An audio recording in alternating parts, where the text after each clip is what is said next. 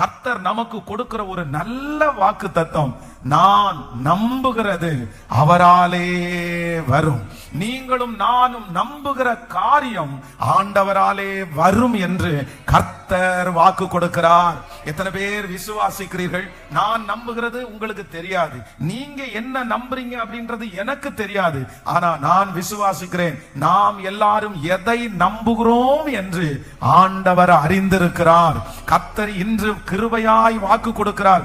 நீங்கள் எந்த காரியத்தை நம்புகிறீர்களோ அந்த காரியம் அவரால் வந்து சேரும். நீங்க நம்புகிற காரியத்திற்கு தேவையான சூழ்நிலைகள் இல்லாமல் இருக்கலாம். நீங்கள் நம்புகிற காரியத்திற்கு ஒருவேளை மனிதர்கள் உதவி செய்ய முடியாததா இருக்கலாம். நீங்கள் நம்புகிற காரியம் மற்றவர்களுக்கு பைத்தியக்காரத்தனமாய் தெரியலாம். ஆனா ஆண்டவர் இன்றைக்கு கிருபையாய் வாக்கு கொடுக்கிறார். காற்று இல்லை என்றாலும், மழை இல்லை என்றாலும், நீங்கள் எந்த காரியத்தை நீங்கள் நம்புகிறீர்களோ அந்த காரியத்தை, நீங்க நம்புகிற அந்த வாக்குத்தத்த வசனம் சீக்கிரமாய் நிறைவேறுகிறதை உங்க கண்கள் பார்க்க போகிறது. நீங்க நம்புகிற அந்த ஜெபத்தை கர்த்தர் உங்களுக்கு கேட்க போகிறேன் என்று கர்த்தர் வாக்கு கொடுக்கிறார். நீங்கள் நம்புகிற அந்த குழந்தை பாக்கியம் உண்டாக போகிறது. நீங்கள் நம்புகிற அந்த பதவி உயர்வை கர்த்தர் உங்களுக்கு தருவேன் என்று கர்த்தர் வாக்கு கொடுக்கிறார். நீங்கள் நம்புகிற அந்த பிள்ளையினுடைய வாழ்க்கையை கர்த்தர் கட்டுவேன் என்று கர்த்தர் வாக்கு கொடுக்கிறார். ஹல்லேலூயா. நான் நம்புகிறது அவராலே வரும். நான் நம்புகிறது அவராலே வரும். அதனால ஆண்டவருடைய பிள்ளைகள் எல்லாரும் அவருடைய வார்த்தையை நம்புறதற்கு நம்ம முக்கியத்துவம் கொடுத்தா போதும். நீங்க எதை நம்பினாலும் எதையெல்லாம் நம்புறீர்களோ நம்முடைய நம்பிக்கையை கனப்படுத்துகிறதற்கு கர்த்தர் வல்லவராய் இருக்கிறார். ஹல்லேலூயா. சூழ்நிலையை பார்த்து அல்ல, இருக்கிற எல்லா சிச்சுவேஷனை பார்த்து அல்ல, கர்த்தர் நம்மிடத்துல என்ன எதிர்பார்க்கிறார் என்றால், அவரை நம்புகிற ஒருவர் மேலும் குற்றம் சுமராது. ஆமென். உலகத்திலே இருக்கிறவர்கள் ஒரு நம்பிக்கையை உங்க முன்னாடி கொண்டு வருவாங்க. உலகத்திலே இருக்கிற சில ரிசல்ட்டுகள் உங்களுக்கு முன்பாக ஒரு நம்பிக்கையை வைத்திருக்கும். ஆனா நீங்க அதை அல்ல, நம்ம எதை நம்புறோம் அப்படின்னு சொன்னா கர்த்தர் ஒருவரையே நம்ம நம்புகிறோம். ஹல்லேலூயா. நம்ம அந்த தீமையை நம்ப வேண்டிய அவசியமே இல்லை. அந்த தீமையை நன்மையாய் மாற்றுகிற கர்த்தரை நம்புவோமானால் அந்த காரியத்தை கர்த்தர் வெற்றியாய் மாற்ற வல்லவர். ஹல்லேலூயா. விசுவாசிக்கிறவர்கள் கரங்களை உயர்த்தி, நான் நம்புகிறது அவராலே வரும். இந்த வார்த்தையை நீங்க சொல்ல சொல்ல சத்துரு வெட்கப்பட்டு போவானாக. வெகு சீக்கிரத்திலே, சில மாதங்களுக்குள்ளாக, ஆண்டவருடைய வருகை தாமதிக்குமானால் சில ஆண்டுகளுக்குள்ளாகவே இன்றைக்கு நம்புகிற இந்த காரியம் உங்களுக்கே அது நடக்குமா? ஆனா கர்த்தர் சொல்லுகிறார், நீ நம்புகிற காரியம் என் தேவனாலே வரும், பரலோகத்தின் தேவனாலே வரும். நீங்க நம்புகிற காரியம் நிச்சயமாய் ஒரு நாளும் அது இல்லாமல் போகாது. ஹல்லேலூயா. யோசேப்புக்கு சின்ன வயதிலே ஆண்டவர் ஒரு பெரிய தரிசனத்தை ஆண்டவர் கொடுக்கிறார். ஆனா அந்த தரிசனத்தை அந்த மனுஷன் என்ன பண்றான்னா ரொம்ப நம்புறான். ஆண்டவர் தான் அந்த தரிசனத்தை தந்தார். அந்த தரிசனத்தை தந்த ஆண்டவர் பலவிதமான சூழ்நிலையில் அந்த மனுஷனை நடத்தினாலும் அவனுடைய மனசு இல்ல, கர்த்தர் சொன்ன வார்த்தை நிச்சயம் நிறைவேறும், நான் நம்புறேன் அப்படின்னு அந்த தரிசனத்தை தன்னுடைய இருதயத்திலேயே சுமந்தான். வேதம் சொல்லுகிறது, கர்த்தர் கொடுத்த அந்த வார்த்தை நம்பின அந்த காரியம் அவனுடைய 30வது வயதிலே அப்படியே ஒன்று கூட மாறாமல் கிருபையாய் நடந்து முடிந்தது. நான் விசுவாசிக்கிறேன், 10 ஆண்டுகளுக்கு முன்பாய் ஆண்டவர் உங்களுக்கு கொடுத்திருக்கிற ஒரு வார்த்தையை நீங்கள் நம்பிக்கொண்டிருக்கிறீர்கள். நிறைய பேர் உங்களை பார்த்து சொல்லலாம், நீ எதுக்கு இதை நம்புற, இத்தனை வருஷத்துல நீ இதை நம்பலாமா? ஆனா ஆண்டவர் மறுபடியும் உங்களை தைரியப்படுத்துகிறார். இல்ல, நீ நம்புகிற காரியம், நீங்கள் நம்பிக்கொண்டிருக்கிற காரியம், நீங்க பல வருடங்களாய் நம்புகிற காரியம், உங்களுக்கு சின்ன வயசுல கர்த்தர் கொடுத்த அந்த நம்பிக்கைக்குரிய வாக்குத்தத்தம், உங்க பிள்ளைகளை குறிச்சு நீங்க நம்பின அந்த காரியத்தை கர்த்தர் வாக்கு கொடுக்கிறார். ஆமென். நீ நம்பின காரியம் கர்த்தரிடத்திலிருந்து வரும், ஒருவரும் அதை தடுத்து நிறுத்த முடியாது. ஆமென். கர்த்தரே உங்களுக்கு அதை தருவார். உங்கள் பிள்ளையை குறித்து நீ நம்பி இருக்கிற காரியம் இன்றைக்கு எதிராக இருந்தாலும் பயப்பட வேண்டாம்.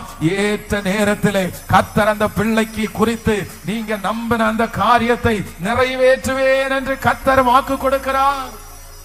ஹல்லேலூயா. நான் நம்புகிறது அவராலே வரும். நீங்க நம்புகிறதற்கு விரோதமாய் ஒருவேளை நிறைய மனிதர்கள் வித்தியாசமாய் எழுதி இருக்கலாம். நீங்கள் நம்புகிறதுக்கு விரோதமா நிறைய பேர் பேசிக்கொண்டே இருக்கலாம். நீங்க நம்புகிறதற்கு விரோதமாய் சத்துரு நிறைய முயற்சிகளை எடுக்கலாம். ஆனா ஆண்டவர் இன்றைக்கு உங்களுக்கும் எனக்கும் கிருபையாய் வாக்கு கொடுக்கிறார். நீ நம்புகிற காரியம் எவ்வளவு எதிர்ப்பு வந்தாலும், நீங்கள் நம்புகிற காரியம் 100% நடக்கவே நடக்காது என்கிற ஒரு சூழ்நிலைக்கு வந்தாலும் கர்த்தர் வாக்கு கொடுக்கிறார். நீ நம்புகிற காரியம் அவராலே, நீங்கள் நம்புகிற காரியம் தேவனாலே வரும். உங்களுக்கும் எனக்கும் ஆண்டவர் கொடுத்திருக்கிற ஒரு கிருபை என்ன அப்படின்னா, நீ நம்பினா போதும் மகளே, நீ நம்பினா போதும் மகனே. அதான் யவீருவை குறித்து வாசிக்கும் போது அவர்கள் நிறைய பேர் வந்து சொல்றாங்க, நீ இன்னுமா நம்பிட்டு இருக்க, நீ இன்னுமா நம்பிட்டு இருக்க, நீ நம்பாத, உன் பிள்ளை மரிச்சு போயிருச்சு, உன் பிள்ளை எப்படி உயிரோட வரும், அவ்வளவுதான் வராது. லாசரு மரித்து போகும்போது அப்படிதான் அவங்க அப்படிதான் சொல்றாங்க, ஆண்டவரே உயிர்த்தெழுதல் நடக்கும், உயிர்த்தெழுதல் நடக்கும், ஆனா என்னைக்கோ ஒரு நாள் நடக்கும், அதுதான் நடக்க போகுது. ஆனா வேதம் சொல்லுது, நீ பயப்படாதே, நீ விசுவாசம் உள்ளவனாயிரு, உன் பிள்ளை பிழைச்சிருக்கும்னு நீ நம்பு, உன் பிள்ளைக்கு ஒரு அற்புதம் நடக்கும்னு நீ நம்பு. வேதம் சொல்லுது, அவர் நம்புகிறது அவருடைய கரத்தினாலே வாய்த்தது. பெரும்பாலுள்ள ஸ்திரீக்கு அவருடைய இருதயத்துல இருந்தது ஒன்னே ஒண்ணுதான், நம்பிக்கை மட்டும்தான் இருந்துச்சு. ஒரு சின்ன நம்பிக்கை இல்ல, அவருடைய வஸ்திரத்தின் ஓரத்தை ஆகிலும் நான் தொட்டால் சொஸ்தமாவே. வேதம் சொல்கிறது அவள் நம்புகிறது அவராலே வந்தது. அந்த தேவன் தான் இன்றைக்கு உங்களுக்கும் எனக்கும் கிருபையாய் கர்த்தர் வாக்கு கொடுக்கிறார். நீ நம்புகிறது அவராலே வரும். ஹல்லேலூயா. 38 வருடமாய் வியாதி. ஆனா அவனுக்கு கண்ணுக்கு முன்னாடி எத்தனையோ பேர் அற்புதத்தை வாங்குறாங்க. இந்த மனுஷனை கொண்டு போய் விடுவதற்கு ஒருவரும் இல்லை. ஆனாலும் அந்த மனுஷனுக்குள்ள என்ன இருக்குன்னா, அந்த பெதஸ்தா குளத்துல இருக்கிறதுக்கு காரணம் என்னன்னா, அவனுக்குள்ள இருக்கிற ஒரு நம்பிக்கை.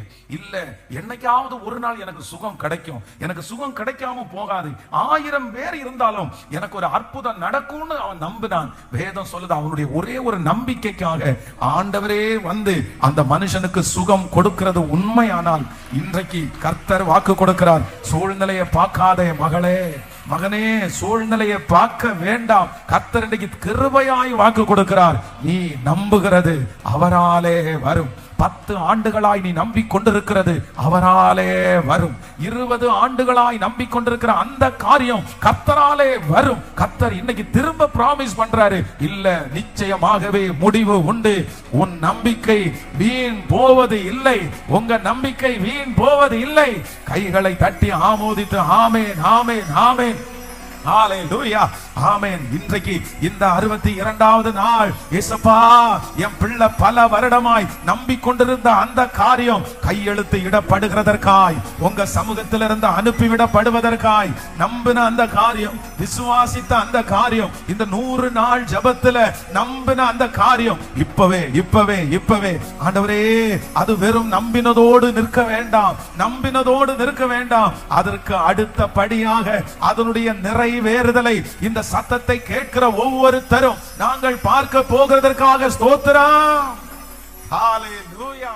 நான் நம்புகிறது அவராலே வரும். ஆமென். இன்றைக்கு ஆண்டவருடைய பிள்ளைகளே, ஒரு 4 விதமான வித்தியாசமான சூழ்நிலை, அந்த வித்தியாசமான சூழ்நிலையில ஆண்டவர் எப்படிப்பட்ட மகத்துவத்தை செய்தார் என்கிறதை குறித்து நம்ம தியானித்து நம்ம ஜெபித்து முடிக்க போகிறோம். முதலாவதாக ஒரு காரியத்தை வாசிக்கலாமா? ஸ்தோத்திரம். எல்லாரும் 1 ராஜாக்கள் 17ஆம் அதிகாரத்தினுடைய 1 ராஜாக்கள் 17ஆம் அதிகாரத்தினுடைய 17வது வசனத்தை நம்ம வாசிக்க போகிறோம். 1 ராஜாக்கள் 17ஆம் அதிகாரத்தினுடைய 17வது வசனத்தை வாசிக்கலாம். இவைகள் நடந்த பின்பு வீட்டுக்காரியாகிய அந்த ஸ்திரீயின் மகன் வியாதியினால் விழுந்தான். அவனுடைய சுவாசம் போகும் மட்டும் அவனுடைய வியாதி அதிகரித்து கொண்டே இருந்தது. அப்பொழுது அவள் எலியாவை நோக்கி, தேவனுடைய மனுஷனே, எனக்கும் உமக்கும் என்ன?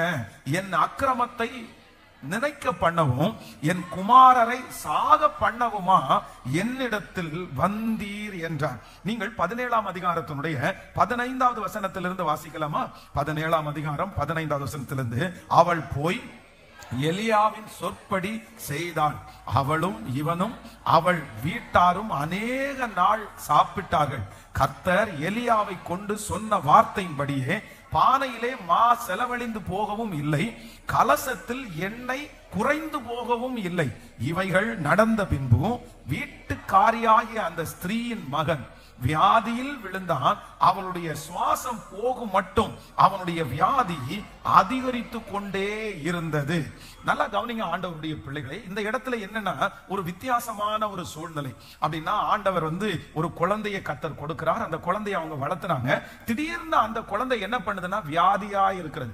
சோ வியாதியா இருக்கிற அந்த குழந்தைக்கு அந்த குழந்தையினுடைய தாயார் அவர்களே எப்படியாவது சமாளிச்சிடலாம் அப்படின்னு நினைக்கிறாங்க. சரி, நம்ம அந்த பக்குவத்தை பார்க்கலாம், இந்த பக்குவத்தை பார்க்கலாம், இந்த ட்ரீட்மெண்ட் பண்ணலாமா அப்படின்னு சொல்லி முடிஞ்ச வரைக்கும் அவர்கள் என்ன பண்றாங்கன்னா அவர்கள் சமாளிக்கிறதுக்கு முயற்சி எடுக்கிறாங்க.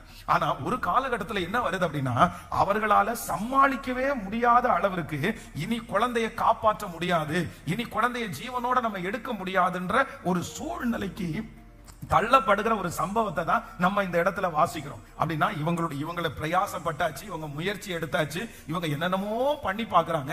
ஆனா இவர்களால என்ன பண்ண முடியலன்னா அந்த குழந்தைய ஜீவனோட கொண்டு வர, அந்த பிள்ளைக்கு உயிர் கொடுக்க முடியல. அப்படிப்பட்ட ஒரு சூழ்நிலையிலே வேதம் சொல்லுகிறது ஆண்டவருடைய ஊழியனை ஆண்டவர் நேரடியாக கர்த்தர் அனுப்பி அந்த மகனை கர்த்தர் உயிரோடே கர்த்தர் மீட்டு கொள்ளுகிறார். நான் விசுவாசிக்கிறேன் நம்முடைய வாழ்க்கையில அதிகரித்து கொண்டே இருக்கிற பிரச்சனையா இருந்தாலும் அந்த சூழ்நிலையின் மத்தியிலே என் தேவன் எனக்காக அவர் சொன்னதை செய்து முடிக்க நான் நம்புகிறது அவரிடத்திலிருந்து கொடுக்கப்படும் என்று விசுவாசிக்கிறேன். ஹல்லேலூயா. அதுதான் அந்த இடத்துல வாசிக்கும் போது ரொம்ப அழகா சொல்லப்படுகிறது.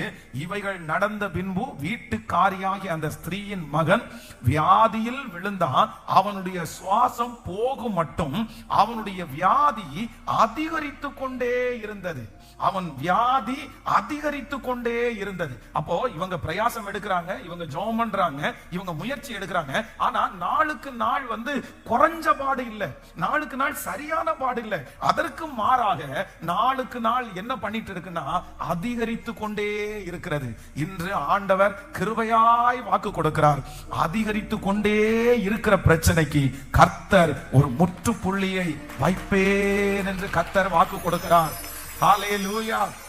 எத்தனை பேர் விசுவாசிக்கிறீங்க? நீங்க ஒருவேளை இந்த ஜபத்துல நீங்க கலந்து கொண்டு நீங்க சொல்லலாம், பிரச்சனை அதிகரிச்சுட்டே இருக்கு பாஸ்டர், நாளுக்கு நாள் அதிகரிச்சுட்டே இருக்குது, கடன் நாளுக்கு நாள் அதிகரிச்சுட்டு இருக்குது, சமாதான குறைவு நாளுக்கு நாள் அதிகரிச்சுட்டே இருக்குது, எனக்கு பயமா இருக்குது, இது டெய்லி அதிகமாகிறதுனால இப்படியே போய் என்னுடைய வாழ்க்கை முடிஞ்சிருமோ அப்படின்னு எல்லாம் நீங்க நினைக்கலாம். ஆனால் வேதம் நமக்கு தெளிவாய் சொல்றது, எவ்வளவு அதிகரிக்கிற நெருப்பானாலும் ஒரு நாள் அந்த நெருப்பு அணைந்து தான் ஆகும். எப்படி 7 மடங்கு சூடேற்றப்பட்ட அப்படியே அதிகரிச்சுட்டே இருக்கிற அந்த நெருப்பை ஆண்டவருடைய பரிசுத்த ஆவியானவர் 4வது நபராய் உள்ளே கடந்து போய் அந்த நெருப்பை கர்த்தர் அணைத்தாரோ, அதனுடைய பலத்தை கர்த்தர் அணைத்தாரோ, அதே போல கர்த்தர் இன்று கிருபையாய் வாக்கு கொடுக்கிறார். நீ நம்புகிற காரியம் அவராலே வரும். ஹல்லேலூயா. நீங்க ஆண்டவரை நம்ப நம்ப அந்த காரியத்தை நீங்கள் விசுவாசிக்க ஃபர்ஸ்ட் ஒரு சூழ்நிலைய ஒரு தேவனுடைய பிள்ளை கடந்து போவாங்க. என்னமா நம்ம நம்ப அந்த பிரச்சனை என்ன பண்ணும்னா அதிகரிச்சுட்டே போகும். அதான் இந்த யோசேப்பினுடைய வாழ்க்கையில பார்ப்பீர்களே, ஆனால் ஆண்டவர் கொடுத்த வாக்கு தத்தத்தை அவர் அப்படியே நம்புறாரு. ஆண்டவரே, என்னுடைய சகோதரர்கள் எல்லார் மத்தியிலையும் என்ன நீங்க நடத்துகிறதற்காக நன்றின்னு ஆண்டவரை நம்புறாரு. இவர் நம்பின உடனே என்ன ஆகுது அப்படின்னா ஃபர்ஸ்ட் அவனை பொறாமையோட பாக்குறாங்க. அதற்கு பிறகு அவனை தூக்கி குழியில போடுறாங்க. அதற்கு பிறகு வழி போக்கர் கையில அவனை விற்று போடுறாங்க. அதற்கு பிறகு போத்திபாருடைய வீட்டில் அவனை அடிமையாய் வேலை பார்க்கிறாங்க. அதற்கு பிறகு அப்படியே பாத்தீங்கன்னா அந்த பிரச்சனை அந்த மனுஷனுக்கு என்ன பண்ணுதுன்னா நாளுக்கு நாள் கூடிட்டே போகுது, அதிகரிச்சுட்டே போகுது. இவன் ஜெபம் பண்ண கூடுது, விசுவாசிக்க கூடுது, ஜெபம் பண்ண கூடிட்டே இருக்குது. ஆனால் ஒரு நாள் திடீரென்று ஒரு நாள் அவ்வளவு தூரம் உயர்ந்த பிரச்சனை, சிறைச்சாலை வரைக்கும் தன்னை கொண்டு வந்த பிரச்சனை, ஒரே நாளில் கர்த்தர் முழு பிரச்சனையும் முடித்து மறுபடியும் இந்த யோசேப்பை அவர் சொன்ன வார்த்தையை, அவன் நம்பின வார்த்தையை அப்படியே நிறைவேற்றுவதற்கு வல்லவராய் இருக்கிறார். ஆண்டவர் இன்றைக்கு கிருபையாய் வாக்கு கொடுக்கிறார். தேவ பிள்ளையே, நீ அதிகரித்து கொண்டிருக்கிற சூழ்நிலையை பார்த்து எவ்வளவேனும் பயப்படாதே, எவ்வளவேனும் கலங்காதே. ஆண்டவரே, நான் இப்படி இப்படி நம்பினேனே, இத்தனை நாட்கள் நான் நம்பினேனே, நான் உங்களை நம்ப இந்த பிரச்சனை அதிகரிச்சுட்டே இருக்குது, இந்த கடன் அதிகரிச்சுட்டே இருக்கிறது, நான் என்ன செய்வேன்? ஆனா கர்த்தராகிய ஆண்டவர் இன்றைக்கு உங்க கரத்தை பிடித்து வாக்கு கொடுக்கிறார். நீ நம்புகிறது அவராலே வரும்.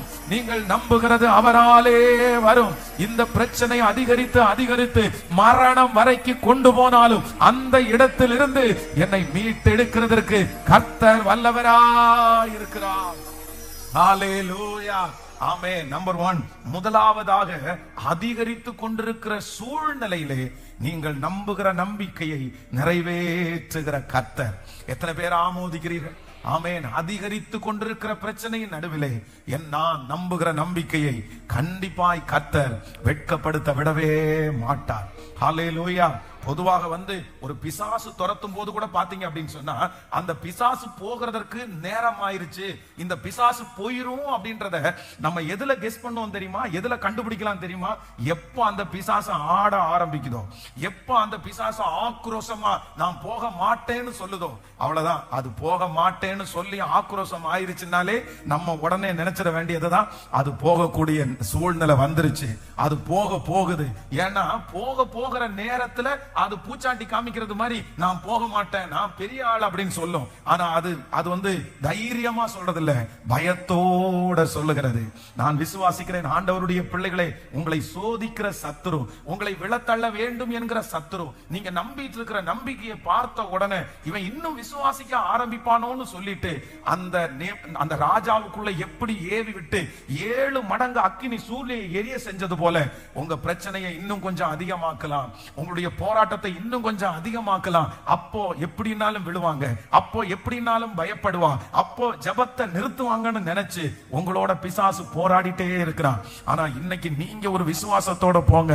இல்ல, எத்தனை வந்தாலும், எவ்வளவு பெரிதாய் போனாலும், இந்த பிரச்சனை அதிகமாக ஹல்லேலூயா, ஆமென், அதிகரித்து கொண்டிருக்கிற பிரச்சனையை பார்த்து, அதிகரித்து கொண்டிருக்கிற இந்த சூழ்நிலையை பார்த்து பயப்பட வேண்டாம். இது கர்த்தரே உங்களுக்கு வாக்கு கொடுக்கிறார். இல்லை மகளே, நீ தான் ரொம்ப உடைஞ்சு போய் இந்த இடத்துல வந்திருக்க.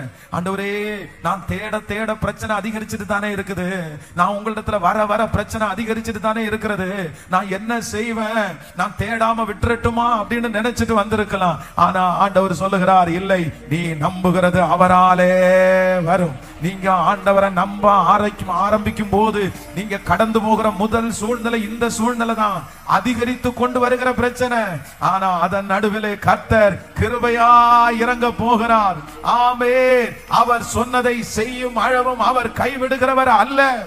நான் நம்புகிறது அவராலே வரும், நான் நம்புகிறது தேவனாலே வரும். ஹல்லேலூயா. So number 1, முதலாவதாக நான் நம்பும் போது எனக்கு வருகிற முதல் சூழ்நிலை, நான் நம்ப அதிகரித்து கொண்டு வருகிற சூழ்நிலையை கர்த்தர் சீக்கிரமாய் முடித்து வைப்பேன் என்று கர்த்தர் வாக்கு கொடுக்கிறார். ஹல்லேலூயா. அதான் மலை போல இருக்கிற பிரச்சனை கர்த்தருடைய பிரசன்னத்தினால் எப்படி முடியுமா மாமா? மெழுகு போல முடிய பண்ணுகிறவர் கர்த்தர்.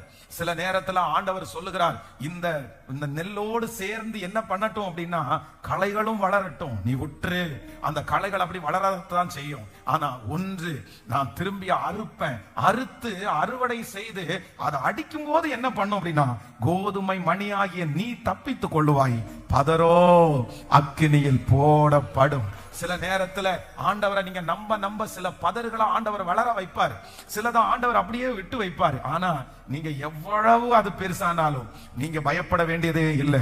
நீங்க நம்புகிறது கர்த்தராலே வரும். ஹல்லேலூயா. சோ நம்பர் 2, இரண்டாவதாக ஒரு காரியத்தை நம்ம வாசிக்க போறோம். இரண்டாவதாக வாசிக்கலாமா? 2 ராஜாக்களின் புஸ்தகம் 4ஆம் அதிகாரத்தினுடைய 29வது வசனத்திலிருந்து வாசிக்கலாமா? ஆமென். 2 ராஜாக்கள், ஆமென், 4ஆம் அதிகாரம் 29வது வசனத்திலிருந்து வாசிக்கலாம். அப்பொழுது அவன் கேயாசியை பார்த்து, நீ உன் இரட்டை கட்டி கொண்டு என் தடியை உன் கையிலே பிடித்து கொண்டு வழியில் ஒருவனையும் சந்திக்காமலும் அவனை வினாவாமலும், உன்னை ஒருவன் வினாவினாலும் அவனுக்கு மறுமொழி சொல்லாமலும் போய் என் தடியை அந்த பிள்ளையின் முகத்தின் மேல் வை என்றான். அடுத்த பிள்ளையின் தாயோ நான் உம்மை விடுகிறதில்லை என்று கர்த்தருடைய ஜீவனையும் உம்முடைய ஜீவனையும் கொண்டு சொல்லுகிறேன் என்றான். அப்பொழுது அவன் எழுந்திருந்து அவள் பின்னே போனான். கேயாசி அவர்களுக்கு முன்னே போய் அந்த தடியை பிள்ளையின் முகத்தின் மேல் வைத்தான். ஆனாலும் சத்தமும் இல்லை, உணர்ச்சியும் இல்லை. ஆகையால் அவன் திரும்பி இவனுக்கு எதிர்கொண்டு வந்து பிள்ளை விழிக்கவில்லை என்று அவனுக்கு அறிவித்தான். எலிசா ஆமென் வீட்டிற்குள் வந்தபோது இதோ அந்த பிள்ளை கட்டிலின் மேல் செத்து கிடந்தான். அடுத்து வாசிங்க. உள்ளே போய் ஆமென் உள்ளே போய் தாங்கள் இருவருக்கும் பின்னாக அவன் கதவை பூட்டி கர்த்தரை நோக்கி வேண்டுதல் செய்து கிட்டே போய் தன் வாயை பிள்ளையின் வாயின் மேலும் தன் கண்கள் அவன் கண்களின் மேலும் தான் உள்ளம் கைகள் அவன் உள்ளம் கைகளின் மேலும் படும்படியாக ஆமென் அவன் மேல் குப்புற படுத்துக் கொண்டான். அப்பொழுது பிள்ளையின் உடல் அனல் கொண்டது. ஹல்லேலூயா. கர்த்தருடைய பிள்ளைகளே, நம்பர் 2, இரண்டாவதாக, முதலாவதாக ஒன்று கவனித்துக் கொள்ளுங்கள். நீங்கள் நம்புகிறது அவராலே வரும். அப்போ நம்ம ஒரு காரியத்தை நம்பும் போது ஒரு தேவனுடைய பிள்ளை சந்திக்கிற முதல் சூழ்நிலை என்ன சூழ்நிலை அப்படின்னு சொன்னா, அதிகரித்து கொண்டு போகிற பிரச்சனை. அப்படின்னா நம்ம நம்புகிற வரைக்கும் சில நேரத்தில் அந்த பிரச்சனை வந்து சாதாரணமா தான் இருக்கும். ஆனா நம்ம எப்ப நம்ப ஆரம்பிக்கிறோமோ, நம்ம எப்ப ஜெபம் பண்ண ஆரம்பிக்கிறோமோ, அந்த பிரச்சனையினுடைய தாக்கம், அந்த பிரச்சனையினுடைய வீரியம் அதிகமாகிட்டே போகும். ஆனா கர்த்தர் கிருபையாய் நமக்கு வாக்கு கொடுக்கிறாரு. நீங்க வந்து எந்த விதத்திலும் நீ அவிசுவாசப்பட வேண்டாம். நீ நம்பி இருக்கிற ஒரு காரியம் நீங்க நம்ப உங்களுக்கு அதிகரித்து கொண்டே போனாலும் கர்த்தர் சொல்லுகிறார், சீக்கிரமாய் ஒரு நாள் ஆண்டவர் அந்த காரியத்திலிருந்து விடுதலை தருவேன் என்று கர்த்தர் வாக்கு கொடுக்கிறார். ஹல்லேலூயா. இந்த இடத்துல வேதம் சொல்லுது என்னன்னா, இந்த குழந்தை வந்து ரொம்ப சீரியஸான ஒரு சூழ்நிலையில இருக்குது. அப்போ அந்த இந்த அம்மா என்ன பண்றாங்கன்னா, இந்த பிள்ளையை கொடுத்தது கர்த்தர் தானே, கண்டிப்பா இந்த பிள்ளையை உயிரோட எனக்கு கொடுக்கிறதுக்கு வல்லவர் அப்படின்னு இப்ப தீர்க்கதரிசியின் இடத்துல போய் நம்பிக்கையோட அவங்க பேசுறாங்க. உடனே அந்த தீர்க்கதரிசி என்ன சொல்றாரு அப்படின்னா, அப்போ இருக்கிற தீர்க்கதரிசிகள் வந்து ரொம்ப சீக்கிரமா எல்லாம் வந்துவிட மாட்டாங்க. நம்ம கூப்பிட்ட உடனே வாங்கன உடனே எல்லாம் வந்துட மாட்டாங்க, ரொம்ப முக்கியமா தான் வருவாங்க. அப்போ இந்த ஊழியக்காரர் என்ன பண்றாரு அப்படின்னு சொன்னா, தன்னுடைய கையில இருக்கிற தடி அப்படின்னா ஒரு கோல், அந்த கோலை வந்து தன்னுடைய அசிஸ்டன்ட் கையில கொடுத்துட்டு, எப்பா இத கொண்டு போய் பிள்ளையினுடைய முகத்தின் மேல நீ வச்சிரு, அவ்வளவுதான் அவன் உயிரோட எழும்புவான் அப்படின்னு சொன்ன உடனே அந்த வார்த்தைக்கு எந்த மறு உத்தரவும் சொல்லாமல் அப்படியே கீழ்ப்படிந்து, அப்படிதானே ஆமா நான் நம்பி வந்துட்டேன், நீங்க வந்து இந்த மாதிரி ஒரு வார்த்தையை நீங்க சொல்றீங்க, சரி இந்த வார்த்தையை நான் சொல்றேன் அப்படின்னு சொல்லிட்டு அவர் சொன்னபடி அப்படியே கொண்டு போய் அந்த பிள்ளையினுடைய முகத்துல அந்த தடியை வைத்ததற்கு பிறகும் வேதம் சொல்லுது அந்த பிள்ளை உயிரோட வரல. அந்த பிள்ளை என்ன பண்ணிச்சாமா, அந்த இடத்துல செத்து போயிருச்சு, இறந்து போயிருச்சு. அப்போ இரண்டாவது நம்பி கொண்டிருக்கிறவங்க சந்திக்கிற இரண்டாவது சூழ்நிலை என்ன அப்படின்னா, நம்ம ஆண்டவர் சொல்லுகிறது எல்லாத்தையும் நம்ம விட்டுருக்கலாம். ஆண்டவரே நீங்க எதெல்லாம் விட சொல்றீங்க அதெல்லாம் நான் விடுறேன். ஒருவேளை இந்த ஜெபத்துல இருக்கிற நிறைய பேர் வந்து நிறைய காரியத்தை நீங்க சாக்ரிஃபைஸ் பண்ணி இருக்கலாம். நான் இன்னும் எதை ஆண்டவரே விடணும், இன்னும் நான் எவ்வளவு எந்த விதத்துல நான் மாறணும், இன்னும் நான் எப்படி ஜெபம் பண்ணணும், இன்னும் நான் எப்படி என்ன ஒப்பு கொடுக்கணும், நீங்க சொல்றது எல்லாத்தையும் நான் செய்து பார்த்தேனே. உபவாசம் இருந்து ஜெபம் பண்ண சொன்னீங்க, நான் ஜெபம் பண்ணேன் ஆண்டவரே. ராத்திரி ஜெபம் பண்ண சொன்னீங்க, அந்த மாதிரி நான் சொன்னேன். நீங்க சொன்னது எல்லாத்தையும் நான் செஞ்சுட்டேன். இந்த மனுஷனை போல இந்த சூழ்நிலையில யாரோ ஒருத்தர் இந்த சத்தத்தை கேட்டுட்டு இருக்கலாம், பாஸ்டர் நான் எல்லாத்தையும் செஞ்சுட்டேன், ஆனா எனக்கு பதில் இல்லை, நான் பண்ணாத ஜெபம் இல்லை, நான் எல்லா ஜெபத்தையும் போன உபவாச ஜெபம், முந்தின உபவாச ஜெபம், பைபிள் எல்லாத்தையும் பண்ணி பார்த்தேன், ஆனா இன்றைக்கு எனக்கு ஒரு பெரிய தோல்வி வந்திருக்குது, நான் நம்பின காரியம் நடக்கல அப்படின்னு வந்திருக்கலாம். ஆனா இந்த சூழ்நிலையிலே நீங்களும் நானும் ஆராதிக்கிற தேவன் ஒரு பெரிய மகத்துவத்தை செய்கிறார். அந்த குழந்தை அந்த தடியை வைத்து உயிரோடு எழும்பலேன்னு தெரிஞ்ச உடனே வேதம் சொல்கிறது, அந்த தீர்க்கதரிசி நேரடியாய் வந்து கதவை சாத்தி கொண்டு தன்னுடைய முகத்தை பிள்ளையினுடைய முகத்தின் மேல் வைத்து தன்னுடைய கையை பிள்ளையினுடைய கையின் மேல் வைத்து படுத்து கொண்ட உடனே அந்த குழந்தையின் மேல் அனல் உண்டாகி மரித்த பிள்ளை உயிரோடு எழும்பிருச்சு. மரித்த பிள்ளைய ஆண்டவர் உயிரோட எழுப்பினார். நான் விசுவாசிக்கிறேன், இனி இந்த பிரச்சனையை கர்த்தர் வேற யாரை வச்சு டீல் பண்ண மாட்டாரு. கர்த்தரே நேரடியாய் வந்து உங்களுடைய சூழ்நிலை, உங்க பிரச்சனைய கர்த்தர் நேரடியாய் வந்து அவரே டீல் பண்ணுவேன்னு கர்த்தர் வாக்கு கொடுக்கிறாரு. இந்த 100 days ஜெபம் அதற்காகத்தான். கர்த்தர் நேரடியா வந்து டீல் பண்ண போறாரு. 38 வருடமாய் வியாதியா இருந்த அந்த மனுஷனுக்கு கர்த்தர் நேரடியாய் டீல் பண்ணாரு. கனசரேத்திலே இருக்கிற 6000 பிசாசுகள் பிடித்திருந்த அந்த மனுஷனை கர்த்தர் நேரடியாய் கர்த்தர் சந்தித்தார். இந்த ஜெபத்துல இந்த சத்தத்தை கேட்கிற உங்க ஒவ்வொருத்தருக்கும் கர்த்தர் வாக்கு கொடுக்கிறாரு. இல்ல மகளே, இல்ல நான் ஒன்று செய்வேன், உனக்கு நேரடியாய் அந்த பிரச்சனையிலே கர்த்தரே கடந்து வந்து அந்த சூழ்நிலையை சரி செய்வேன் என்று வாக்கு கொடுக்கிறார். நீங்களும் நானும் நம்புகிறது அவராலே வரும். நல்ல கரங்களை மேல தட்டி ஆமென். ஸ்தோத்திரம், ஸ்தோத்திரம், ஸ்தோத்திரம், ஸ்தோத்திரம், ஸ்தோத்திரம். ஹalleluya, ஆமென். அவரே நேரடியாக வருவார். நம்பர் 2, இரண்டாவது, இந்த சூழ்நிலை என்ன அப்படின்னு சொன்னா, சொன்னபடி செய்தும் நடக்காத ஒரு சூழ்நிலை. ஆனாலும் நான் நம்புகிறது அவராலே வரும். ஆமென். விசுவாசிக்கிறீர்களா? ஹalleluya. நீங்களும் நானும் நம்புகிறது அவராலே வரும். உங்க பிள்ளைகளை குறிச்ச, திருமணத்தை குறிச்சு நீங்க நினைச்சிருக்கிறது அவராலே வரும். ஆனா இந்த வசனத்தினுடைய அர்த்தத்துல 2 சூழ்நிலையை பார்த்தோம். அப்படின்னா நம்பர் 1, முதலாவதாக ஃபர்ஸ்ட் என்ன சூழ்நிலை அப்படின்னு சொன்னா, அதிகரித்து கொண்டே இருக்கிற பிரச்சனை. ஆனா ஆண்டவர் வாக்கு கொடுக்கிறார். நீங்கள் இந்த வாக்கு தத்தத்தை விசுவாசிக்க ஆரம்பிச்சதுக்கு பிற்பாடு, இந்த ஜெபத்தை விசுவாசிக்க ஆரம்பிச்சதற்கு பிற்பாடு, இந்த பிரச்சனை எவ்வளவு அதிகரித்து கொண்டே போனாலும் நீங்க பயப்படவே வேண்டாம். எரிகிற அக்கினி சூளையை அமர்த்துகிறதற்கு கர்த்தர் வல்லவராய் இருக்கிறார். ஹalleluya. அந்த இடம் வரைக்கும் தான் போகும். கர்த்தர் குறித்திருக்கிற அந்த சூழ்நிலை வரைக்கும் தான் போகும். அதற்கு பிறகு நீங்கள் எல்லாத்தையும் கர்த்தர் கற்றுக் கொடுத்து அதிலிருந்து திரும்ப உயர்த்த ஆரம்பிப்பார்.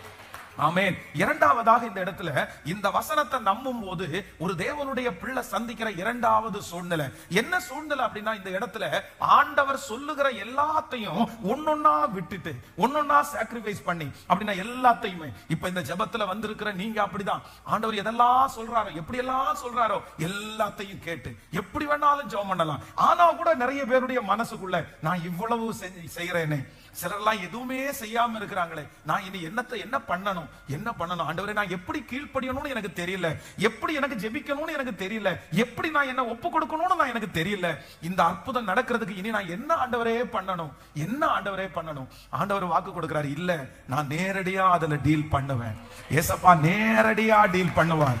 ஆமென். இந்த சூழ்நிலையில யார் இந்த சத்தத்தை கேட்டுட்டு இருந்தாலும், திருச்சபையில கேட்டுட்டு இருக்கலாம், ஆன்லைன்ல கேட்டுட்டு இருக்கலாம், இதே வார்த்தை உங்க இருதயத்துக்குள்ள எழும்பிட்டே இருக்கலாம். நான் இன்னும் என்ன பண்ணணும், என் பிள்ளையினுடைய திருமணத்துக்கு நான் இனி என்ன பண்ணணும், என் உயர்வுக்கு நான் என்ன பண்ணணும், ஏதாவது தெரிஞ்சா சொல்லுங்க, எனக்கு சொல்லுங்க, அதையும் நான் செய்யறதுக்கு ரெடியா இருக்கிறேன், நான் ஒப்பு கொடுக்கிறதுக்கு ரெடியா இருக்கிறேன். எனக்கு ஒண்ணுமே தெரியலையே, நான் முடிஞ்ச எல்லாத்தையும் நான் பண்ணி பார்த்தேனே. கர்த்தர் வாக்கு கொடுக்கிறார், சோர்ந்தே போகாதீங்க. நீங்க நம்புகிற காரியம் அவராலே வரும். நீங்க நம்புற காரியம் அவராலே வரும். நீங்க விசுவாசித்த காரியம் அவரால் நடக்கும். கர்த்தர் உங்களுக்கு சொன்னதை செய்யும் அளவும் அவர் உங்களை கைவிடுவது இல்லை. சொன்ன வார்த்தை அப்படியே நிறைவேற்றுவார். ஆமென். நம்பர் 3, மூன்றாவது ஒரு சூழ்நிலை. ஒருவேளை நான் இந்த சொல்ற இந்த சூழ்நிலையில ஏதோ ஒரு சூழ்நிலையில நீங்க இருக்கலாம், ஏதோ ஒரு சூழ்நிலையில இருக்கலாம். ஆனா ஆண்டவர் சொல்றாரு, இந்த சூழ்நிலையிலே இருந்தாலும் நீ நம்புகிறது அவராலே வரும். ஹalleluya. நம்பர் 3, மூன்றாவதாக ஒன்றை வாசிக்கலாம். 1 சாமுவேலின் புஸ்தகம் 12ஆம் அதிகாரத்தினுடைய 16வது வசனத்திலிருந்து வாசிக்கலாமா? 1 சாமுவேலின் புஸ்தகம் 12ஆம் அதிகாரத்தினுடைய 16வது வசனத்திலிருந்து வாசிக்கலாம். இப்பொழுதும் கர்த்தர் உங்கள் கண்களுக்கு முன்பாக செய்யும் பெரிய காரியத்தை நின்று பாருங்கள். அடுத்த வார்த்தை, இன்று கோதுமை அறுப்பின் நாள் அல்லவா? நீங்கள் உங்களுக்காக ஒரு ராஜாவை கேட்டதினால் கர்த்தரின் பார்வைக்கு உங்களுடைய பொல்லாப்பு பெரியதென்று நீங்கள் கண்டு உணரும்படி நான் கர்த்தரை நோக்கி விண்ணப்பம் பண்ணுவேன். அப்பொழுது இடி முழக்கங்களையும் மழையையும் கட்டளையிடுவார் என்று சொல்லி சாமுவேல் கர்த்தரை நோக்கி விண்ணப்பம் பண்ணினான். அன்றைய தினமே கர்த்தர் இடி முழக்கங்களையும் மழையையும் கட்டளையிட்டார். அப்பொழுது ஜனங்கள் எல்லாரும் கர்த்தருக்கும் சாமுவேலுக்கும் மிகவும் பயந்து. இன்னொரு வசனத்தை கூட நம்ம வாசிக்கலாமா? நீங்கள் 12ஆம் அதிகாரத்தினுடைய 22வது வசனத்தை வாசிக்கலாமா? ஆமென். 22வது வசனம், 12ஆம் அதிகாரம் 22. கர்த்தர் உங்களை தமக்கு ஜனமாக்கி கொள்ள பிரியமானபடியினால் கர்த்தர் தம்முடைய மகத்துவமான நாமத்தின் நிமித்தம் தமது ஜனத்தை கைவிட மாட்டார். ஆண்டவருடைய பிள்ளைகளே, இந்த சம்பவம் என்ன சம்பவம் அப்படின்னு சொன்னா, அப்படின்னா இஸ்ரவேல் ஜனங்களுக்குள்ளே ஒரு மிகப்பெரிய ஒரு குழப்பம் உண்டாயிருக்கிறது. அப்படின்னா இஸ்ரவேல் ஜனங்களுக்குள்ள மட்டும் ஒரு குழப்பம் இல்ல, யாருக்குள்ளேயும் இந்த குழப்பம் இருக்கு அப்படின்னு சொன்னா தீர்க்கதரிசியாகிய சாமுவேலுக்குள்ளேயே இந்த குழப்பம் இருக்குது. நீங்க 8ஆம் அதிகாரத்தினுடைய 1வது வசனத்திலிருந்து வாசிக்கலாமா? 1 சாமுவேல் 8ஆம் அதிகாரத்தினுடைய 1வது வசனத்திலிருந்து வாசிக்கலாம். சாமுவேல் முதிர் வயதான போது தன் குமாரரை இஸ்ரவேலின் மேல் நியாயாதிபதிகளாக வைத்தான். அவனுடைய மூத்த குமாரனுடைய பெயர் யோவேல், இளையவனுக்கு பெயர் அபியா. அவர்கள் நியாயாதிபதிகளாய் இருந்தார்கள். ஆனாலும் அவனுடைய குமாரர் அவன் வழியில் நடவாமல் பொருளாசைக்கு சாய்ந்து பரிதானம் வாங்கி நியாயத்தை புரட்டினார்கள். கவனிங்க ஆண்டவருடைய பிள்ளைகளே, இன்னும் ஒரு அந்த 1வது வசனத்தை வாசிக்கும் போது 8ஆம் அதிகாரம், சாமுவேல் முதிர் வயதான போது தன் குமாரரை இஸ்ரவேலின் மேல் நியாயாதிபதிகளாக வைத்தான். இப்போ நல்லா கவனிச்சுங்க, இதுவரைக்கும் இஸ்ரவேலிலே நியாயாதிபதிகளை செலக்ட் பண்ணது, நியாயாதிபதிகளை வச்சது யார் அப்படின்னா கர்த்தர் தான். நியாயாதிபதிகளை கர்த்தர் உண்டாக்கினார். சாமுவேல் அவர் தான் ஆண்டவர் உண்டு பண்ணினார். இப்போ ஃபர்ஸ்ட் முதல் டைம் என்ன நடக்குது அப்படின்னு சொன்னா, தன்னுடைய சொந்த மகன்களை இந்த சாமுவேல் நியாயாதிபதிகளாய் நியமிக்கிறார். 2 பேரையும் நியமிக்கிறார். ஆண்டவரிடத்துல கேட்கல, ஆண்டவர் சொல்லல, ஆண்டவரிடத்துல எந்த பதிலும் வரல. இவராகவே தன்னுடைய பிள்ளைகளை என்ன பண்றாருன்னா நியாயாதிபதிகளாய் நியமிக்கிறார். ஆனா இவங்க 2 பேருமே ஆண்டவருக்கு பிரியமாய் நடக்கல. இவர்கள் இடையிலே இவருடைய வாழ்க்கை அப்படியே முடிஞ்சு போகுது. இப்போ இஸ்ரவேல் ஜனங்களுக்குள்ள என்ன வருதுன்னா ஒரு மிகப்பெரிய குழப்பம் உண்டாயிருக்கு.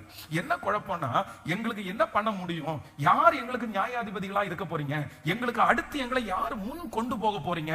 அதற்காக தான் ஆண்டவரிடத்துல போய் கேட்கிறாங்க, எங்களுக்கு ராஜா தேவை. உடனே ஆண்டவர் சாமுவேலை பார்த்து சொல்றாரு, ஜனங்கள் உன்னை தள்ளவில்லை, நான் அவர்களை ஆளாதபடிக்கு என்ன தள்ளினார்கள்? அப்போ இந்த சாமுவேலுடைய 2 பிள்ளைகளை நியாயாதிபதிகளாய் நியமித்தது இஸ்ரவேல் ஜனங்களுக்கு சுத்தமா பிடிக்கல. அவங்க அந்த பிள்ளைங்க 2 பேரையும் ஏற்றுக்கொள்றது மாதிரியே இல்ல. இதுவரைக்கும் ரொம்ப அழகா நியாயாதிபதிகளின் மூலமாக இஸ்ரவேல் ஜனங்கள் ரொம்ப அழகாய் வழி நடத்தப்பட்டு வந்த இவர்களுக்கு சாமுவேலுடைய பிள்ளையை ஏத்துக்க முடியல. பக்கத்து நாட்டுல எல்லா ராஜாக்கள் இருக்கிறார்கள். அப்பதான் ஆண்டவரை பார்த்து முறையிடுறாங்க, எங்களுக்கு ராஜா வேணும்னு சொன்ன உடனே சாமுவேல் போய் ஆண்டவருக்கு முன்னாடி நிக்கிறான். அதனால தான் ஆண்டவர் சொல்றாரு, உன்னை தள்ளல. அப்படின்னா உன்னை தள்ளலன்றதுக்கு அர்த்தம் என்னன்னா, உங்க பிள்ளைய தள்ளல, நீ தான் உன் பிள்ளைய நியமிச்ச, ஆனா உங்க பிள்ளைய ஏத்துக்கல, என்னை தள்ளினார்கள் அப்படின்னு சொன்ன ஆண்டவர் அவர்கள் அப்படியே விட்டு விடாதபடி என்ன பண்ணினார் அப்படின்னு சொன்னா, கர்த்தர் கடைசியா 22வது வசனத்தை வாசிக்கும் போது வேதம் ரொம்ப அழகா சொல்லுது, கர்த்தர் உங்களை தமக்கு ஜனமாக்கி கொள்ள பிரியமானபடியினால் கர்த்தர் தம்முடைய மகத்துவமான நாமத்து நிமித்தம் தமது ஜனத்தை கைவிட மாட்டார். தன்னுடைய ஜனத்தை கைவிட மாட்டார். ஹல்லேலூயா. கர்த்தருடைய பிள்ளைகளே, நம்பர் 3, மூன்றாவது, உங்க வாழ்க்கையிலே நீங்கள் நம்புகிற காரியம் ஒரு குழப்பமான சூழ்நிலையிலே இருந்தாலும், ஒரு குழப்பமான சூழ்நிலையிலே இருந்தாலும் கர்த்தர் இன்னைக்கு கிருபையாய் வாக்கு கொடுக்கிறார், நீங்கள் நம்புகிறது அவராலே வரும். ஹல்லேலூயா. தீர்க்கதரிசிகளே குழம்பி போன காலம், இஸ்ரவேல் ஜனங்களே குழம்பி போன காலம், அங்கே குழப்பம் அடையாத மனிதர்கள் குழம்பி போன காலம். ஆனா அவ்வளவு குழப்பத்தின் மத்தியிலையும் கர்த்தர் தமது ஜனத்தை நேசித்து அவர்கள் நம்புகிறதை கர்த்தர் அவர்கள் கையிலே கிருபையாய் கர்த்தர் தந்தார். ஆமென். ஒருவேளை நீங்கள் நம்புகிறதன் பேர்ல உங்களுக்கு ஒரு பெரிய குழப்பம் உண்டாயிருக்கலாம். ரொம்ப குழப்பமா, இது ஆண்டவருக்கு சித்தமா சித்தம் இல்லையா, இது ஆண்டவர் பிரியப்படுறாரா இல்லையா, ஒரே குழப்பத்தோட, பாஸ்டர் நான் ஒரு காரியத்தை நான் நம்புறேன், நம்பி நான் ஜெபம் பண்றேன், ஆனா எனக்கு ஒரே குழப்பமா இருக்குது, இப்ப எனக்கு ரொம்ப நாள் ஆனதுனால அந்த காரியத்தை குறித்து நான் குழம்பி போய் இருக்கிறேன். ஆனா வேதம் சொல்லுகிறது, தீர்க்கதரிசியே குழம்பி போனாலும் சமாதானத்தின் தேவன் நம்மை நேசிக்கிறபடினால், அவர் தமதுக்கு ஜனமாய் தெரிந்து கொண்டபடினால் உங்கள் குழப்பங்களை ஆண்டவர் மாற்றி நீங்கள் நம்புகிற காரியத்தை கர்த்தர் வாய்க்க பண்ணுவேன் என்று வாக்கு கொடுக்கிறார். உங்க குடும்பத்தை குறிச்சிருக்கிற குழப்பங்கள் மாற போகிறது. எதிர்காலத்தை குறித்து இருக்கிற குழப்பங்கள் மாற போகிறது. நீங்க நம்பினதை குறித்து இருக்கிற அந்த குழப்பத்தை ஆண்டவர் எடுத்து போட்டு ஒரு தெளிந்த நீரோடையாய் ஆண்டவர் மாற்றுவார். உங்க குழப்பமான சூழ்நிலையில கர்த்தர் உங்களோடு வந்து உங்களுக்கு ஒரு அற்புதத்தை செய்வேன் என்று கர்த்தர் வாக்கு கொடுக்கிறார். கைகள் அப்படியே உயர்த்தி முழு பலத்தோட உயர்த்தி வெகு சீக்கிரத்திலே நீங்கள் நம்புகிறது அவருடைய கரத்தினால் நடக்கும். நீங்கள் நம்புகிற அந்த காரியம் கர்த்தருடைய கரத்தினால் கைகூடி வரும். அன்றைக்கு இந்த குழப்பங்கள் முழுவதும் மாறி போகும். கர்த்தர் வாக்கு கொடுக்கிறார், மகளே மகனே நீ குழம்ப வேண்டாம், குழம்ப வேண்டாம். ஆண்டவரே நான் நம்புறேன், ஆனா எனக்குள்ள ரொம்ப குழப்பமா இருக்குது, எனக்கு ரொம்ப குழப்பமா இருக்குது, எப்படி செய்கிறது, என்ன பண்றது, என்ன செய்வேன், எனக்கு எதுவுமே தெரியலையே. நீங்க என்ன உயர்த்துவீங்கன்னு நம்பிக்கை இருக்குது, என் தலையை நிமிர பண்ணுவீங்கன்னு நான் நம்புறேன், என் சத்துருக்கு முன்னாடி திரும்ப நான் வாழுவேன்னு நம்புறேன். ஆனா கடந்து போகிற சூழ்நிலையை பார்த்தா எனக்கு ரொம்ப குழப்பமான சூழ்நிலையா இருக்குது. ஆனா கர்த்தர் இன்றைக்கு கிருபையாய் வாக்கு கொடுக்கிறார், இந்த குழப்பமான சூழ்நிலையிலையும் நீ நம்புகிறது அவராலே வரும். நல்ல கரங்களை தட்டி விசுவாசத்தோடு முழு பலத்தோடு ஆமென். எனக்குள்ளே ஒரு தெளிவை கொடுக்கிற கர்த்தர், எனக்குள்ளே ஒரு தெளிவை கொடுக்கிற கர்த்தர். ஹalleluya. நல்ல கரங்களை தட்டி இயேசுவே இப்போ ஒரு கிருபை, அந்த குழப்பங்கள் இயேசுவின் நாமத்தினால, இயேசுவின் நாமத்தினால மாறுவதாக. ஆமென். நீங்கள் நம்புகிறது அவராலே வரும். எந்த சூழ்நிலையில வருமாமா? குழப்பமான சூழ்நிலை ஆனாலும் நான் நம்புகிறது அவராலே வரும். நம்பர் 1, முதலாவது அதிகரித்து கொண்டிருக்கிற பிரச்சனை ஆனாலும் நான் நம்புகிறது அவராலே வரும். அவர் சொற்படி செய்தும் நடக்காத சூழ்நிலையா இருந்தாலும் நான் நம்புகிறது அவராலே வரும். நம்பர் 3, மூன்றாவது குழப்பமான சூழ்நிலையா இருந்தாலும் நான் நம்புகிறது அவராலே வரும். விசுவாசிக்கிறீங்களா இல்லையா? ஹல்லேலூயா. எந்த விதத்திலும் ஆண்டவருடைய பிள்ளைகள் குழம்பவே வேண்டாம். ஆண்டவர் நடத்துகிறது எல்லாமே கர்த்தர் நேர்த்தியாகவே நடத்துவார், நேர்த்தியாகவே நடத்துவார். மரியாளுடைய வயிற்றிலே பிள்ளை உண்டான போது ஒரு பெரிய குழப்பம் அவங்களுக்குள்ள உண்டாயிருக்குது. ஆனா வேதம் சொல்லுது, ஆண்டவர் அந்த குழப்பத்தை கர்த்தர் கிருபையாய், கர்த்தர் தெளிவாய் கர்த்தர் மாற்றினார். ஆண்டவர் யோசேப்பை சந்தித்து அந்த குழப்பத்தை கர்த்தர் எடுத்து போடுறாரு. மரியாளை சந்தித்து ஆண்டவர் அந்த குழப்பத்தை எடுத்து போடுறாரு. அந்த தேவன் தான் இன்று வாக்கு கொடுக்கிறாரு. நீங்க நம்புனீங்கல்ல, நீங்க விசுவாசிச்சிருக்கிறீங்கல்ல, நீங்க எந்த விதத்திலும் இனி குழம்ப வேண்டாம், நீங்க குழம்ப வேண்டாம். நீங்கள் நம்புகிற காரியத்தை கர்த்தர் கிருபையாய் செய்து முடிக்கிறதற்கு கர்த்தர் வல்லவராய் இருக்கிறார். கைகளை அப்படியே உயர்த்தி சொல்லுங்க பார்க்கலாம், ஆண்டவரே என்னுடைய குழப்பமான இந்த சூழ்நிலையில தேங்க்யூ ஜீசஸ். நான் தான், ஒருவேளை நீங்களா கூட இருக்கலாம் இந்த வார்த்தையை, ஆமென், நீங்களா கூட இருக்கலாம், ஒரு குழம்பி போய் வந்திருக்கலாம். என் பிள்ளைய குறிச்சு ஒரு பெரிய குழப்பம் எனக்கு நீடிக்குது பாஸ்டர், நான் என் பிள்ளைய குறிச்சு நம்பினது வேற மாதிரி நான் நம்பினேன், நான் வித்தியாசமா நம்பினேன். ஆனா இன்னைக்கு அவன் போயிட்டு இருக்கிற சூழ்நிலை, அவ போயிட்டு இருக்கிற சூழ்நிலையை பார்த்தா நான் ரொம்ப குழம்பி போய் இருக்கிறேன், எனக்கு ஒண்ணுமே தெரியல. அவன் எப்படி வரப்போறான், அவ எப்படி வரப்போறா, எனக்கு ஒண்ணும் தெரியல. என் பிள்ளைய குறிச்சு நான் நம்பினது எவ்வளவு பெருசு தெரியுமா, ஆனா எனக்கு ஒரு பெரிய குழப்பம் இருக்குது. ஆனா கர்த்தர் வாக்கு கொடுக்கிறார், தீர்க்கதரிசியே குழம்பி போன அந்த காலத்திலையும் தன்னுடைய ஜனங்களை அவர் நேசித்ததனால் அந்த குழப்பத்தை ஆண்டவர் மாற்றி அவர்கள் நம்பின காரியத்தை ஆண்டவர் செய்கிறதற்கு நல்லவராய் இருப்பார். ஆனால் இன்று அந்த குழப்பத்தை மாற்றி எனக்கும் அவர் செய்கிறதற்கு அவர் வல்லவராய் இருக்கிறார், எனக்கும் செய்கிறதற்கு அவர் வல்லவராய் இருக்கிறார். ஹல்லேலூயா. ஆமென். நெக்ஸ்ட் அடுத்து இன்னொரு வார்த்தையை கூட வாசிக்கலாம். அப்போஸ்தலர் 7ஆம் அதிகாரத்தினுடைய 5வது வசனத்தை வாசிக்கலாமா? அப்போஸ்தலர் நடபடிகள் 7ஆம் அதிகாரம் 5வது வசனத்தை வாசிக்கலாம். இதிலே ஒரு அடி நிலத்தை ஆகிலும் அவனுடைய கை ஆட்சிக்கு கொடாமல் இருக்கையில் அவனுக்கு பிள்ளை இல்லாதிருக்கும் போது உனக்கும் உனக்கு பின் வரும் உன் சந்ததிக்கும் இதை சுதந்திரமாக தருவேன் என்று அவனுக்கு வாக்குத்தத்தம் பண்ணினார். இன்னொரு விஷயம் கூட வாசிக்கலாம் அந்த வசனத்தை. ஆமென். எல்லாரும் சேர்ந்து வாசிங்க, ரொம்ப அழகான ஒரு வசனம். இதிலே ஒரு அடி நிலத்தை ஆகிலும் அவனுடைய கையாட்சிக்கு கொடாமல் இருக்கையில் அவனுக்கு பிள்ளை இல்லாதிருக்கும் போது, ஆமென், உனக்கும் உனக்கு பின்வரும் உன் சந்ததிக்கும் இதை சுதந்திரமாக தருவேன் என்று அவனுக்கு வாக்குத்தத்தம் பண்ணினார். ஹல்லேலூயா. ஆண்டவருடைய பிள்ளைகளே, இந்த சூழ்நிலை என்ன அப்படின்னு சொன்னா, இதை வாசிக்கும் போது ஆண்டவர் ஆபிரகாமுக்கு வாக்கு கொடுக்கிறார். வாக்குத்தத்தம் எப்படி வாக்குத்தத்தம் அப்படின்னு சொன்னா, பெரிய வாக்குத்தத்தம். இதுல இருக்கிற வாக்குத்தத்தம் என்ன அப்படின்னா, நீ இந்த பூமியிலே எவ்வளவு தூரம் நடக்க முடியுமோ நீ நடந்து திரி, நீ கால் மிதிக்கிற எத்தேசத்தையும் உனக்கும் உன் பின்வரும் சந்ததிக்கும் நான் என்ன பண்ணுவேன், நான் தருவேன். வாக்கு தத்துவம் ரொம்ப பெரிய வாக்கு தத்துவம். ஆனா இங்க என்ன இல்ல அப்படின்னு சொன்னா, ஒண்ணு ஒரு அடி நிலத்தையாகலும் இன்னும் தரல. வாக்குத்தத்தம் ரொம்ப பெருசு. ஆனா இன்னும் ஒரு அடி நிலம் கூட அவனுக்கு என்ன ஆகல, சொந்தமாகல. கர்த்தர் வந்து சொல்றாரு, இந்த பூமி எல்லாம் உனக்கு தருவேன்னு சொல்றாரு. இன்னொன்னு சொல்றாரு, உனக்கு மட்டும் இல்ல, உன் பின்வரும் சந்ததிக்கு நான் உனக்கு தருவேன். இப்போ ரெண்டுமே நடக்கல. ஒண்ணு, ஒரு அடி நிலமும் அவனுக்கு கிடைக்கல. இன்னொன்று, அவனுடைய பின்வரும் சந்ததின்னு இன்னும் அவனுக்கு குழந்தை பாக்கியமே. வாக்குத்தத்தம் ரொம்ப பெருசு. ஆனா இன்னும் அந்த வாக்குத்தத்தம் என்ன பண்ணலன்னா நிறைவேறவே இல்லை. அதுவும் அந்த வாக்குத்தத்தம் நிறைவேறதற்கு ஆரம்பிக்கவே இல்லை, துவங்கவே இல்லை. வாக்குத்தத்தம் ரொம்ப பெருசு. இன்னும் அந்த வாக்குத்தத்தத்தினுடைய ஒரு அடி, ஒரு பாதை, ஒரு சின்ன கையளவு மேகம், அதனுடைய ஒரு லெவல் கூட இன்னும் தாண்டல.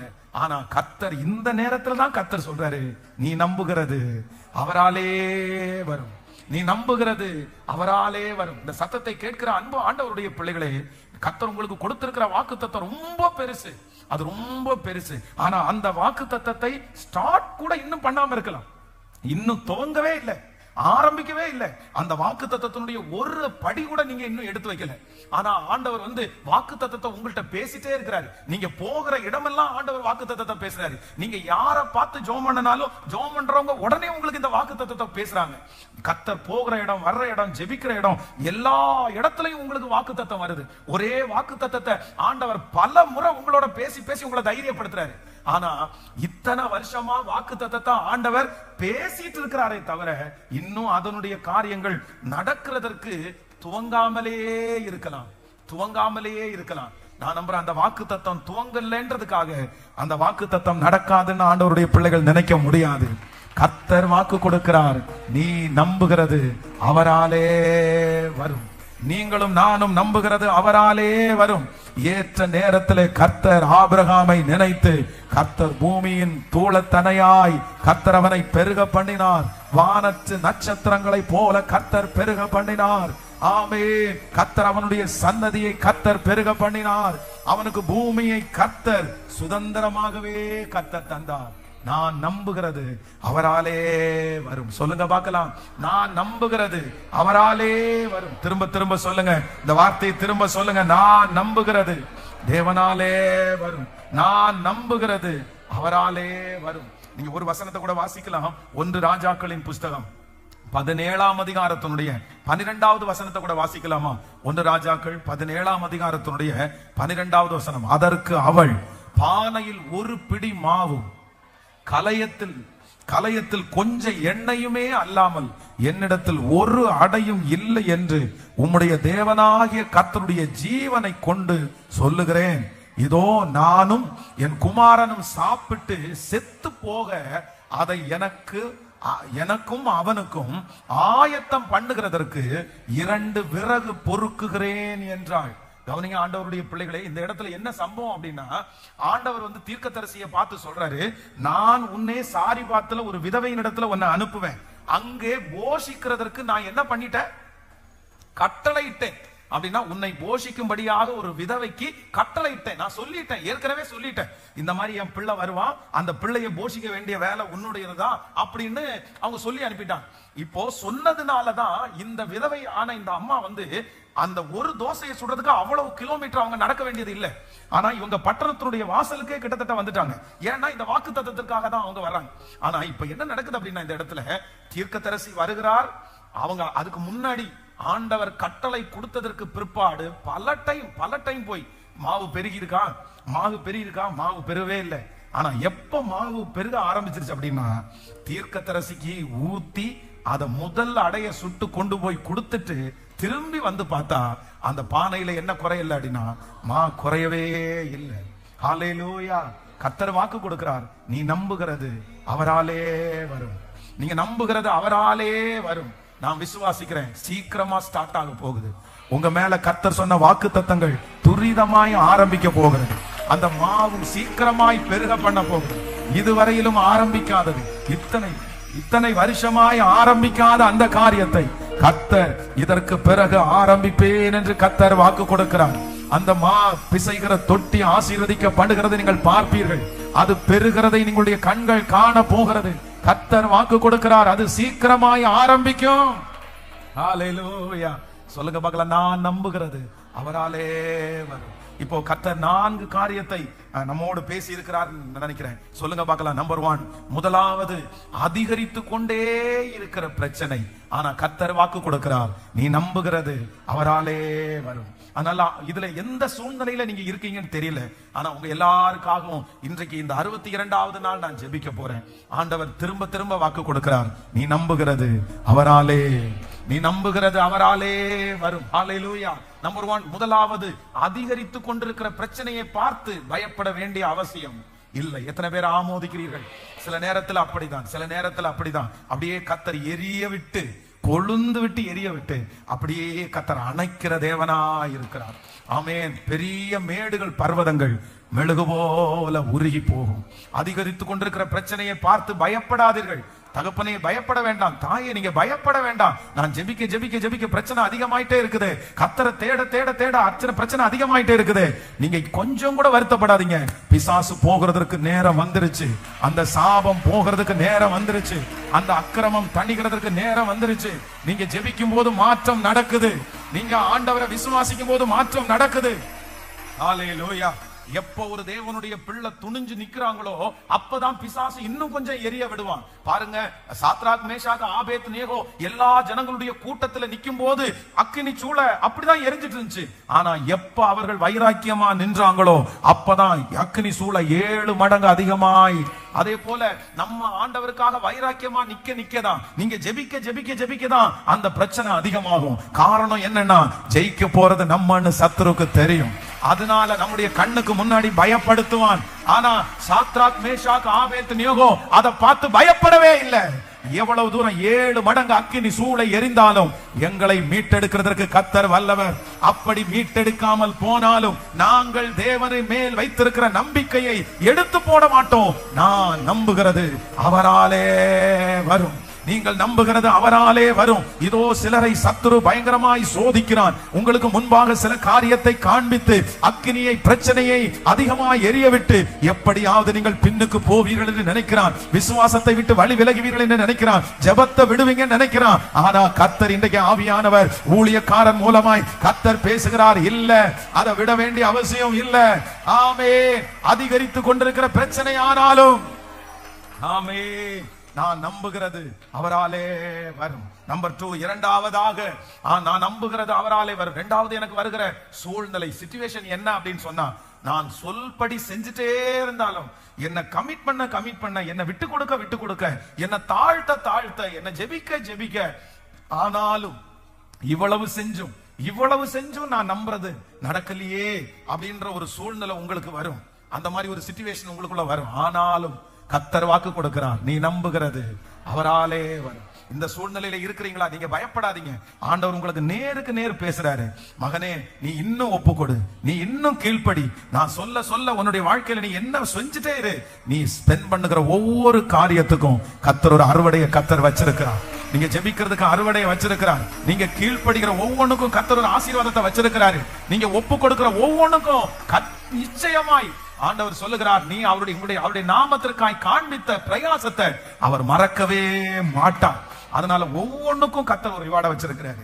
ஹல்லேலூயா. நம்பர் 3, மூன்றாவது, நான் நம்புகிறது அவராலே வரும். என்னுடைய சூழ்நிலை குழப்பமான சூழ்நிலையா இருந்தாலும், குழம்பி போய் இருந்தாலும், எனக்கே டவுட்டா இருக்கு, வித்தியாசமா இருக்குது, நான் நம்புறேன், ஆனா இப்ப எனக்குள்ள ஒரு குழப்பம் வந்திருக்குது. கர்த்தர் சொல்லுகிறார், நீ நம்புகிறது அவராலே வரும். இந்த குழப்பங்களை மாற்றுகிற ஒரு தேவன் இருக்கிறார்.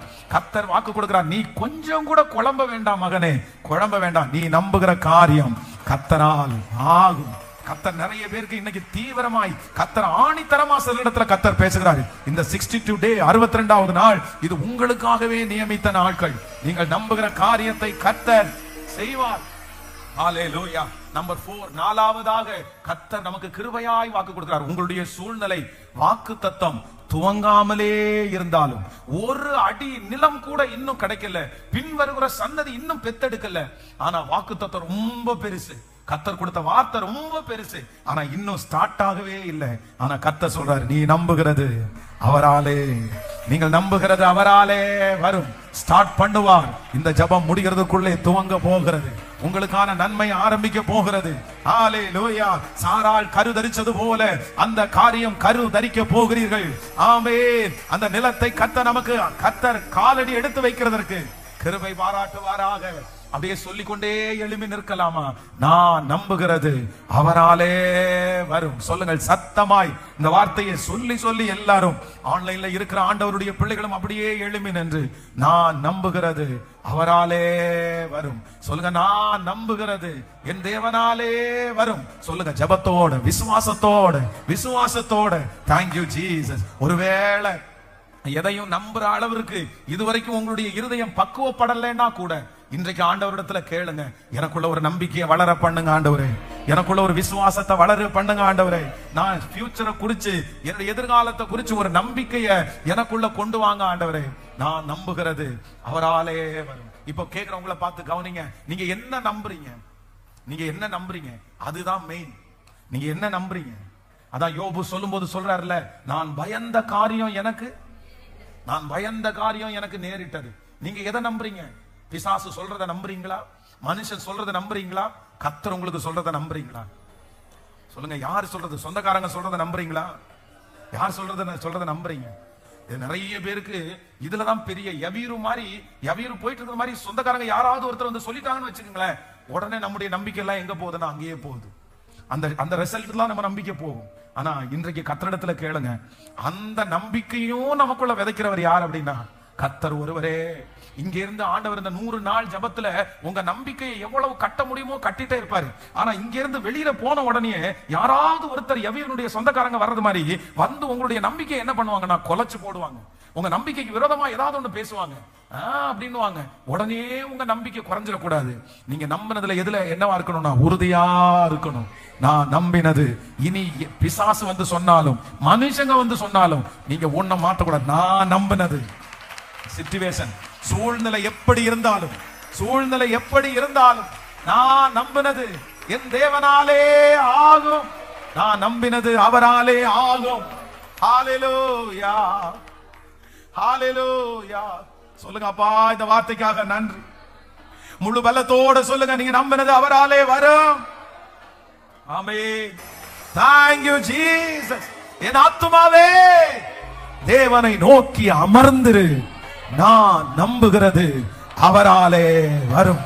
என் ஆத்துமாவே தேவனை நோக்கி அமர்ந்திரு, நான் நம்புகிறது அவராலே வரும். ஆம் தகப்பனே, இந்த வார்த்தையை இந்த 62வது நாள் ஆம் என்றும் ஆமேன் என்றும் அப்படியே நீர் நிறைவேற்றுகிறதற்காய் ஸ்தோத்திரம். ஹalleluya, ஹalleluya. நிறைய பிள்ளைகளை பார்த்து சத்துரு பேசிட்டே இருக்கிறான். நீ என்ன நம்புற? நீ எதுக்கு நம்புற? நீ இன்னுமா நம்புற? இந்த மாதிரி வார்த்தைகளை பேசிட்டே இருக்கிறான். இத்தனை நாள் ஆச்சே, இன்னும் நம்புறியா? இப்படி இருக்குதே, இன்னும் நம்புறியா? ஹalleluya. ஆனா நாங்க விசுவாசிக்கிறோம் ஆண்டவரே, எங்க பிரச்சனை அதிகரித்து கொண்டே இருந்தாலும் நீங்க எனக்கு செய்வீங்க. நீங்க சொன்னபடி நாங்க அது எங்களுக்கு காரியம் நடக்கலனாலும் நீங்க செய்வீங்க. எங்களுக்கு ஒரே குழப்பமான சூழ்நிலையா இருந்தாலும் நாங்க நம்புகிறது உங்களால வரும். வாக்கு தத்தம் இன்னும் துவங்காமலே இருந்தாலும் நாங்க நம்புகிறது அவராலே வரும். ஹalleluya. அப்பா, சங்கீதக்காரன் சொல்றான்ல, கர்த்தர் எனக்காக யாவையும் செய்து முடிப்பார். ஆனா முடியும் போது சொல்றாரு, கர்த்தர் எனக்காக யாவையும் செய்து முடிச்சிட்டாரு. ஆமாப்பா, இந்த ஜெபம் முடிய நாங்களும் சாட்சி சொல்லணும். நான் நம்புகிறது அவராலே வரும் இல்ல, நான் நம்புகிறது அவரால வந்துருச்சு. நான் நம்பின காரியம் நடந்துருச்சு. நான் விசுவாசித்த காரியம் நடந்துருச்சு. இந்த சத்தத்தை கேட்கிற ஒவ்வொரு பிள்ளைகளும் அந்த சாட்சியை சொல்ல போகிறதற்காக ஸ்தோத்திரம் அப்பா. ஹalleluya. ஆமாப்பா, எங்களை நம்ப பண்ணுனது நீங்க தானே சாமி. எங்களை நம்ப பண்ணுனது நீங்க தானப்பா. இது எங்களுக்காக நாங்க எங்க முயற்சினால நம்ப முடியாது. எங்க சூழ்நிலையை பார்த்தா கண்டிப்பா நாங்க நம்ப மாட்டோம்.